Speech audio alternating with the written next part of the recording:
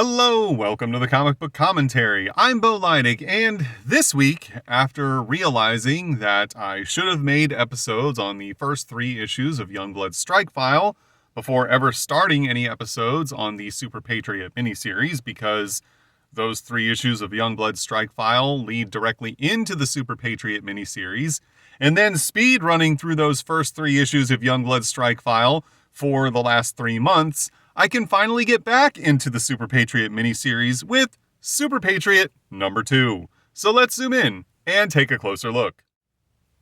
First published in September of 1993, we see here a wonderful Dave Johnson cover. I really like this a lot. This, of course, is featuring Super Patriot locked in battle with the large rock golem-esque metahuman that he was facing off against at the end of issue number 1. Now, of course, he perceives all metahumans he encounters as Savage Dragon, no matter who they are, so he's reluctant to fight back and is in the middle of getting his ass handed to him. Creator, scripter, Eric Larson. Plotter, storyteller, Keith Griffin. Penciler, inker, Dave Johnson. Flashback inking, Kevin Nolan, 1990 flashback. Dave Gibbons, 1969 flashback. Carl Story, 1941 flashback.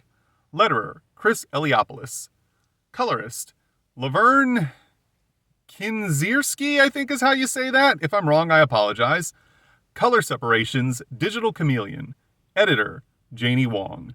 Bootlicking today, Josh Eichhorn?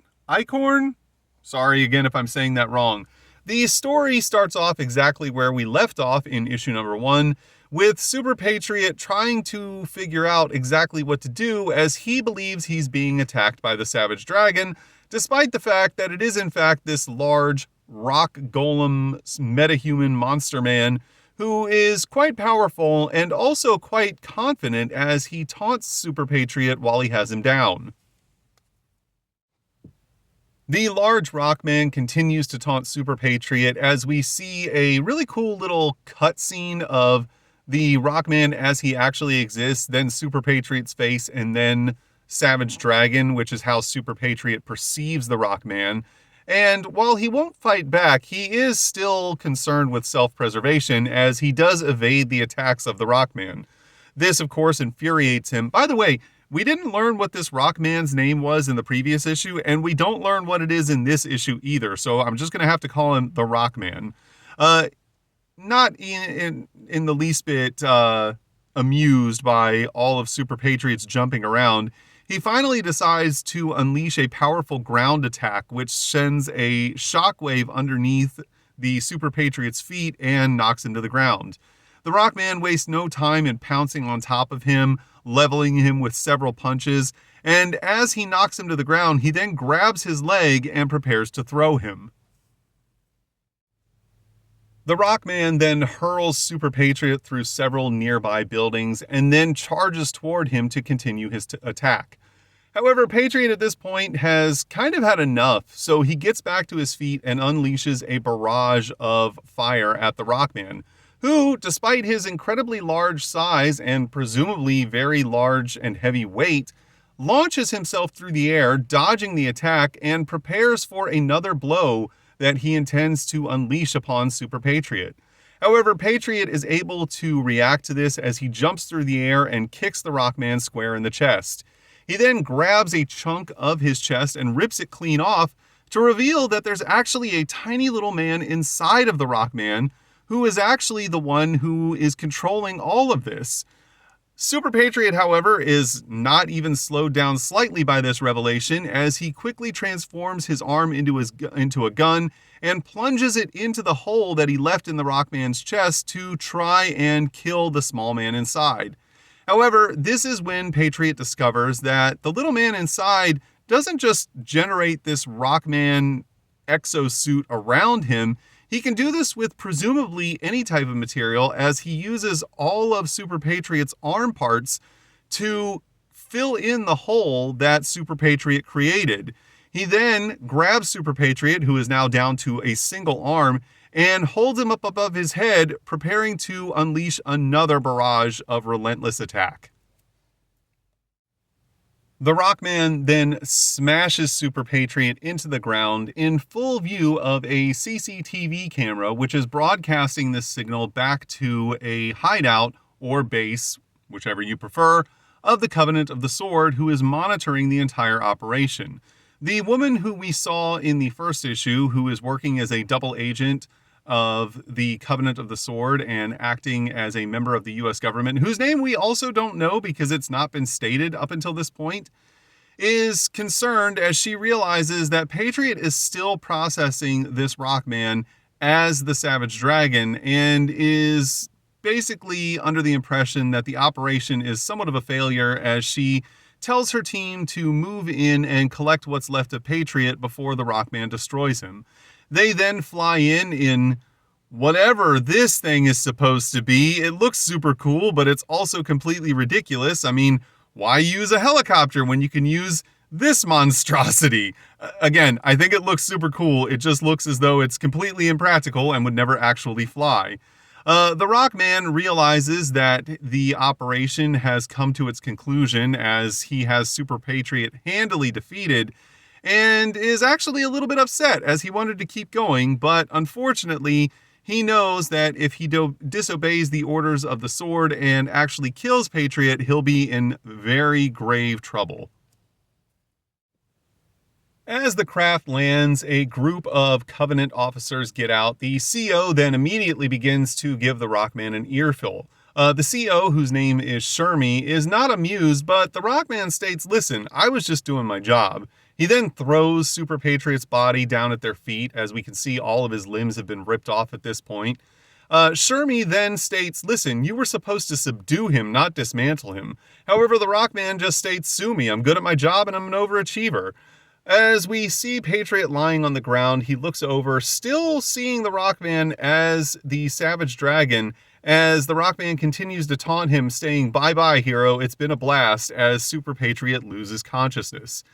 We then see that Patriot continues to be blacked out. As he gets his vision back online, he realizes that he is now inside of a Covenant lab and is being experimented on by Covenant scientists.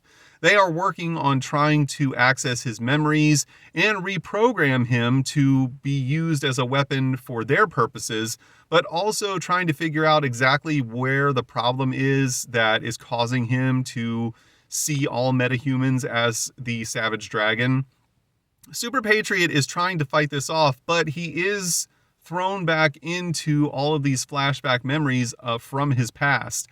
He then sees a memory of his last mission as the original Super Patriot, where we can see he's actually quite old, but is dressed in his traditional World War II style garb as he crashes through a window trying to fight the evils of Chicago. As he lands, we see that he is confronting none other than Hellraiser, Basher, and Mako, as they have already taken out a few police officers, and Patriot has decided that he's going to end the reign of the Vicious Circle. He quickly leaps into action and punches Hellraiser and Basher in the face, and then turns around and kicks Mako in the chin very swiftly. However, Hellraiser is already back on his feet and cuts him across the back, but Super Patriot turns around and levels him with another punch. Basher, though, is back on his feet and launches a crate directly into Super Patriot's chest, as it seems that picking a fight with these three superpowered beings while also being outnumbered was not the best choice he could have made. Mako then pounces on top of Super Patriot as Hellraiser tells him to go ahead and do as he wishes. We see a large gush of blood shoot up from the floor as Hellraiser and Basher watch on. And then Mako's jaws come in on Super Patriot's face as he just says, "Jesus," and we see his costume torn and a huge spatter of blood. This, of course, probably being the moment where his arms and legs were ripped off by Mako and his face disfigured. This also bleeds into, no pun intended, the second issue of the Savage Dragon miniseries, where we see Super Patriot reappear with his now enhanced biomechanical cyborg body and immediately try to kill these three members of the Vicious Circle, as they tried to do the same to him and he was out for revenge. We then see him black out a bit as the scientists state that he's actually trying to fight the probe, so they increase the power level. This sends Patriot back into another memory, this time in 1969, where he is re-entering the command center of a superhero team known as the Liberty League. And the rest of the league is not too happy with him, as he's actually starting to really question what exactly they're doing, as he believes they need to completely decouple themselves from the US government, as he no longer trusts the Nixon administration in all of the actions that he's telling the Liberty League to face. And also, he's really questioning the logic behind the Vietnam War, why they're there. He doesn't believe that Nixon's going to end this conflict, as Nixon keeps stating. And the rest of the members are not exactly too keen on agreeing with him, as they believe that he's just being kind of a commie pinko about the whole thing. The armored character known as Battle Tank accuses Super Patriot of smoking too much marijuana and tells him that he's crazy and that there's no way they'd be able to fund this operation without the backing of the US government. And if that means that they have to do work for the government on their behalf, then so be it. However, Patriot doesn't buy this at all, as he states, there's kids dying in Nam for nothing, and, we're just going to turn our back on that when we could be going out there and changing things. But Battle Tank says that's not our call, and that the Liberty League is supposed to be addressing problems at home, not stuff abroad. And at this point, Patriot states, well, maybe we should be addressing that kind of stuff. The two of them exchange glances, and finally, Battle Tank states that he's had enough and takes off as he tells Patriot to go play with his hippie friends. At this point, Mighty Man interjects and states, he's got a point. I understand why you're upset, and we could be doing more, but we're still doing a lot of good in what we have right here. However, Patriot is still not convinced, as he states we could be doing so much more. We could be really making a difference in not only our own country, but the entire world. He then turns his back and starts to walk off as Mighty Man asks him where he's going. Patriot responds by stating he doesn't believe he can be part of the Liberty League anymore, and he really questions if he can even still wear this costume anymore as he leaves, being called a pinko by the giant armor-clad guy whose name is never told. And Patriot simply responds by stating, I love you too, man, as he walks down the hallway, never to return. Now, the way it seems here is that the Liberty League was apparently the government's original inception of a government-funded superhero team, which would, in the 90s, eventually become Youngblood. But that's not explicitly stated here, so I'm only speculating, but it seems as though that's probably the most logical conclusion you could make from all this. Patriot then continues to fight the probe. However, the scientist once again increased the power, which sends him into another flashback. We then see that Patriot is drawn back into 1941 and a memory of him fighting a bunch of Nazi soldiers in a secret laboratory. I also like the fact that during these flashback sequences, Johnson tries to emulate the artistic style of the time. The previous few pages were very much supposed to emulate a late 1960s style, and this is obviously a Golden Age style, very Jack Kirby-esque in its presentation. That's a super cool touch that I'm really glad that he made. Patriot, of course, is having no trouble dealing with all the Nazi soldiers that he's fighting against, as he continues to taunt them as he works his way through all of them, finally making his way to a secret laboratory where their commanding officer / scientist, I guess, is working on some sort of super weapon SS robot. He turns and opens fire on Patriot. However, Patriot slams him with his fist, knocking him to the ground, taunting him as he does so, and says, hey, go send this message to your Führer. The Nazi scientist quickly responds by kicking Patriot in the chin and then running back to the control panel to activate the robot. As the robot comes to life and starts to approach Super Patriot, he's shocked and is now confronting this huge mechanical monster.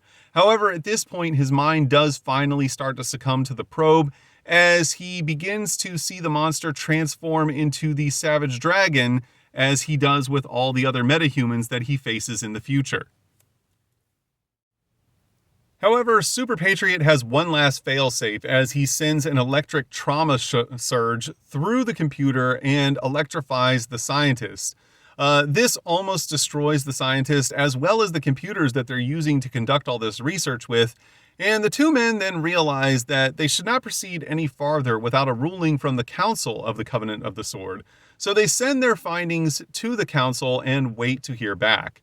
Their findings are brought to the Council by the woman we've seen throughout the series, and the Council asks her if she believes that Super Patriot can be useful to them. She states that she believes he can be useful in the same way that any other weapon would be, and that despite what has been done to Super Patriot by Cyberdata, she considers Cyberdata to be basically a 2-bit operation, and that Cyberdata does not have the same kind of resources and technological prowess that the Covenant of the Sword does, and that if they proceed with this, they can make Super Patriot more powerful than Cyberdata could have ever imagined.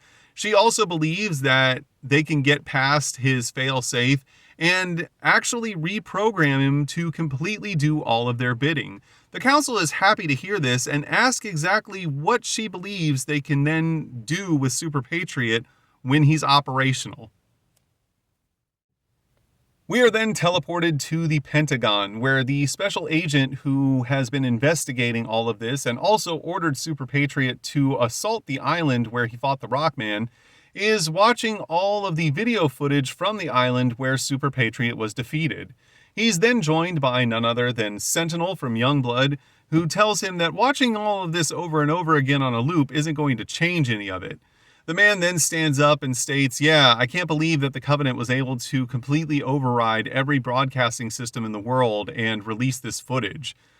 Sentinel then states, "Yeah, well, they know how to make an entrance." The man then responds by stating, "What have we found out about them?" Sentinel states that they're still in the midst of investigating all of it. However, knowing of the Covenant's existence now does actually make a lot of sense when they start to compare it to a lot of different incidents that didn't seem very connected before, but now it's believed that the Covenant was involved in all of them. The man states that this is crazy. How could an organization of this size with that kind of reach remain under the radar for so long? And then Sentinel states, we weren't meant to know exactly that they existed in the first place. The fact that they were this powerful meant that they were that capable of keeping their existence a secret. And the only reason we know about them now is because this is when they've decided they want to be known about, and they're planning for something big. He states then that this is definitely more than just propaganda. The man then states, "Yes, I know, and that's what worries me." We're then teleported back to the lab of the Covenant of the Sword as we see the scientists are diligently working to rebuild and upgrade Super Patriot, as we get one little speech bubble from the special agent that states, I just wish we knew what they were up to," as the story ends and is to be continued in issue number 3. We then reach Stars and Gripes, which is the letter column for this miniseries, and I am a little bit surprised that they put a letter column into a 4-issue miniseries, given that, again, there's only 4 issues. It just seems kind of odd that you would have a letter column for that, but nonetheless, they have one. Now, there's not a whole lot of interesting topics being discussed throughout the letter column for this issue. Mostly the one thing that stuck out to me was that everyone seems to be writing in to state that they kind of just bought this miniseries on a whim and they didn't know what to expect from issue number 1, but were all pleasantly surprised at how good it was and how much they enjoyed it. We then get an advertisement for Freak Force. Now, Super Patriot miniseries is actually the lead-in to the upcoming Freak Force, and once I am done with the Super Patriot miniseries, I will begin making videos about Freak Force because I have all the issues of it. We then get an advertisement for Images of Shadowhawk. I only have like 1 issue of Images of Shadowhawk, so I'm not going to probably be doing any videos about it anytime soon until I can find more of it. And then we get an advertisement for Vanguard. If you would like to check out more about Vanguard, you can find the issue of, I believe it was Vanguard number 0, in my video on Savage Dragon #2, as that was a double comic featuring both Savage Dragon #2 and Vanguard #0. We then get an advertisement for the Max #5. Now, if you've been following along with my retrospective look at the Max, you may know that this is not what the cover of the Max #5 actually looks like. If you have not been following along with it, you can check out all of my episodes on the Max in my Max playlist. We then see an advertisement for Spawn issue #15. This is what the cover of Spawn issue #15 looks like, and if you'd like to check out that issue of Spawn, along with dozens of others, you can find them all in my Spawn playlist. On the final page of this issue, we get an advertisement for Prophet. Now, as of my time of recording this video, I have not reached the point in the Youngblood story where Prophet breaks off into his own solo series. However, when I get to that point, I will be making videos on the Prophet solo series, as I have quite a few issues of it. So stay tuned for those issues if you're interested in Prophet. And if you don't know anything about him, you can check out his origin in the Youngblood playlist. On the reverse inside cover, we then get an advertisement for Trencher #0. Now, as I'm recording this, I only have some random issues of Trencher, and I'm trying to find more of them so that I can start making videos about that series. So rest assured that when I do find those issues, I will be making episodes about Trencher if that's a character you're interested in finding out more about. And that was Super Patriot #2. I absolutely loved this comic. I love this whole miniseries, and I love this character. If you've been following my channel for any amount of time, you know I am a massive Super Patriot fan. I thought that the story of this book was phenomenal. I loved the touch of changing the art style during the flashbacks to match the time period for which those flashbacks are supposed to be taking place. That was a brilliant touch. And I also really like the idea that Super Patriot was, really portrayed as being incredibly powerful during his first appearance during the Savage Dragon miniseries, and is now shown to be very vulnerable and is being defeated actually quite easily by some other metahumans, to the point where the Covenant of the Sword is now trying to completely reprogram him and upgrade him with all sorts of technology that actually goes far and beyond anything that Cyberdata could have done, making him even more powerful than before so that he can do their evil bidding. And it really does a great job of showing the reach and the capabilities of the Covenant of the Sword, and does a lot of world building to explain what an incredible global threat this organization actually is. But then again, these are all just my opinions. You might think that Super Patriot stinks, but you're wrong if you do. I'm just kidding, folks. And you might think that this miniseries isn't that good, but in the end, if that's the way you feel, it's okay, because everyone's entitled to their own opinions. If you enjoyed today's video, please feel free to like, comment, and subscribe. And thanks for stopping by. Have a great day.